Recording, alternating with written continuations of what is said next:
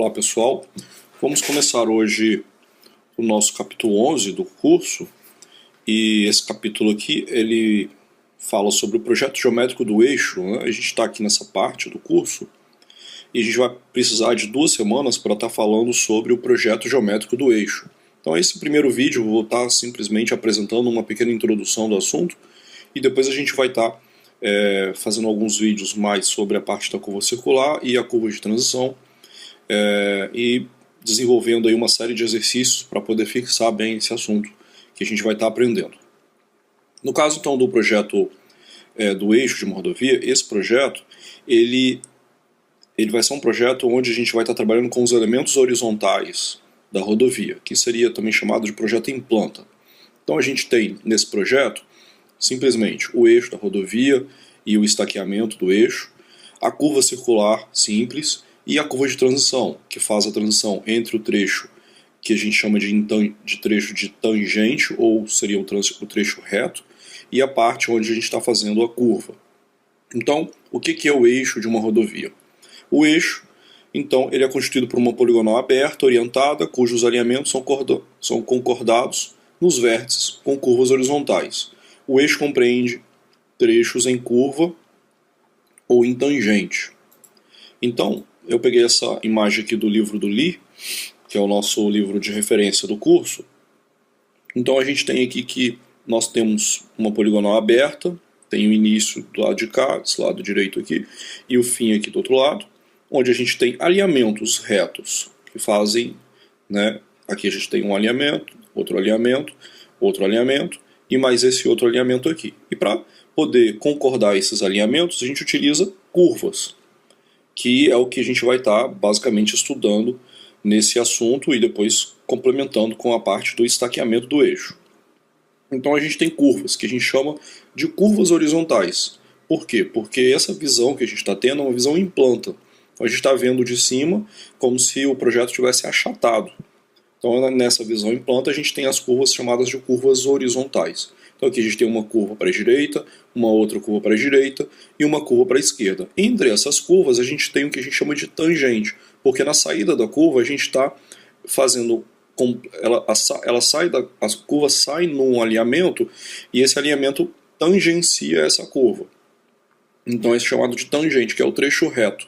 Então a gente tem no projeto do eixo da rodovia trechos retos e trechos em curvas. E essas curvas são utilizadas para poder concordar 2 alinhamentos que estão em direções diferentes. Então a gente tem que, no caso do estaqueamento do eixo, nós temos que esses estaqueamentos são pontos sucessivos ao longo do eixo, marcados a cada 20 metros a partir do ponto de início do projeto e numerados sequencialmente. Então é uma unidade de medida, que em geral a gente utiliza a cada 20 metros. A gente pode ter outros estaqueamentos com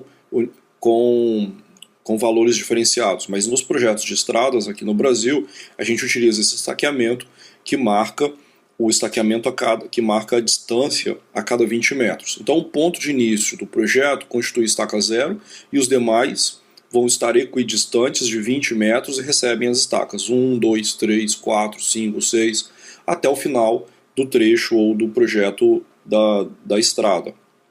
Então, se a gente está num ponto onde a gente está com a estaca 3, então da estaca 0 até a estaca 3 nós vamos ter 20 mais 20 mais 20. Nós vamos ter 60 metros de comprimento da estaca 0 até essa estaca, que é a estaca 3. E observando que esse comprimento é um comprimento em planta, já que a gente está falando do projeto do eixo, do projeto em planta dos elementos horizontais.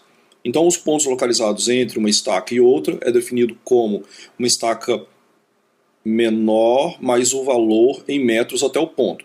A gente, precisando de ter um ponto entre as estacas, intermediário, a gente vai estar escrevendo esse ponto como o número da estaca, no caso da estaca inferior, somado com o número de metros percorridos a partir dessa estaca.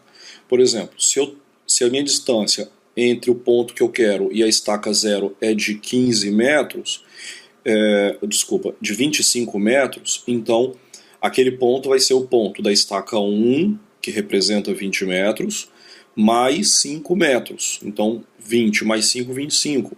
Então a gente vai ter representado estaca 1 mais 5 metros. Se o meu ponto está a uma distância da estaca 0 de 67 metros, então eu vou estar falando que eu estou na estaca 3 mais 7 metros. Se ele estiver a 72 metros, vai ser a estaca 3 mais 12 metros. Quando eu tiver a 79 metros, vai ser a estaca 3 mais 19. E quando eu tiver a 80 metros, vai ser a estaca 4. Bom, nos trechos em curva ocorre alguma perda de precisão, pois as medidas de distâncias são sempre tomadas ao longo dos segmentos retos, na marcação das posições das estacas com os recursos normais de topografia, ao passo que as distâncias reais, assim como as de projeto, recebem as estacas correspondentes aos arcos das curvas. Então, quando a gente faz a curva, a gente tem um valor de medida que é o arco da curva, que esse é o valor real da curva. Mas em algumas situações de marcação topográfica, essa marcação de distância ela é feita através de uma corda. Então você marca uma distância de uma quantidade de metros numa direção, que é a direção que você tem que marcar para poder você desenhar a curva, o quanto que você está mudando de direção, e isso acaba perdendo um pouco de precisão porque você está marcando uma reta e não uma curva. Você está desenhando ali uma distância como reta e não como curva. Então, em algumas marcações topográficas, a gente marca, né, com variação de ângulo e distância. Então essa distância ela acaba sendo uma distância reta e não uma distância curva. Então, para você não perder muito essa precisão na marcação topográfica, a gente tem que, dependendo do raio da curva, a gente tem que ter uma corda máxima. Então, subentende-se que ao marcar um projeto numa rodovia, você vai marcar a cada 20 metros, ou seja, você vai marcar por estaca. Mas ao entrar dentro de uma curva, se essa curva tiver um raio pequeno, você tem que reduzir essa marcação. Então você começa a marcar, né, a um determinado valor de corda máxima. No caso, por exemplo, de uma curva com raio de menor do que 100 metros, é uma curva com raio pequeno, então essa corda máxima vai ter que ser ao máximo ali 5 metros. Então eu vou entrar na curva num determinado ponto e depois eu vou aumentando dentro do meu estaqueamento sempre a cada 5 metros. Vamos dizer assim, estaca 2 mais 5, estaca 2 mais 10, estaca 2 mais 15, estaca 3, estaca 3 mais 5. Então eu tenho que estar marcando todos esses pontos a cada 5 metros para poder eu não ter uma perda de precisão na hora de fazer essa distância de 5 metros, que vai ser em reta, né, num reto, e na verdade a gente está desenhando uma curva. Então, o manual do DNR, ele traz isso, né, uma tabela onde a gente tem esses valores de cordas. Hoje em dia, as novas estações totais você já marca com mais precisão, porque você já consegue marcar o ponto direto em cima da coordenada geográfica. Então, isso daí acaba facilitando em algumas situações. Bom, o que é a curva circular simples? Então, uma curva ela é utilizada para fazer a concordância de dois alinhamentos retos que se interceptam em um vértice. O tipo de curva circular é preferível pelas boas propriedades que ela oferece, no caso, para o tráfego, para poder se fazer o projeto e também para poder fazer a materialização do projeto no campo, né, que é o processo de locação topográfica. Então, a curva circular ela desenha um círculo, onde você tem um raio e aí você faz um círculo, né, com esse raio. Então é fácil para você fazer isso em cima de um projeto. O tráfego que vai estar fazendo esse percurso também atende bem, e principalmente também a parte de materialização no campo. Então a gente faz essa curva circular.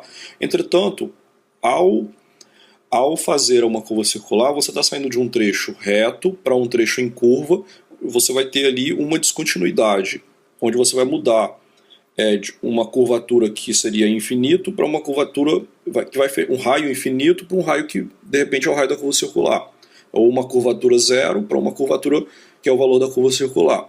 Então essa variação, dependendo da situação, dependendo do valor desse raio, faz com que seja necessária uma transição entre a tangente e a reta, e aí entra a curva de transição entre a tangente e a reta, não, entre a tangente e a curva, né?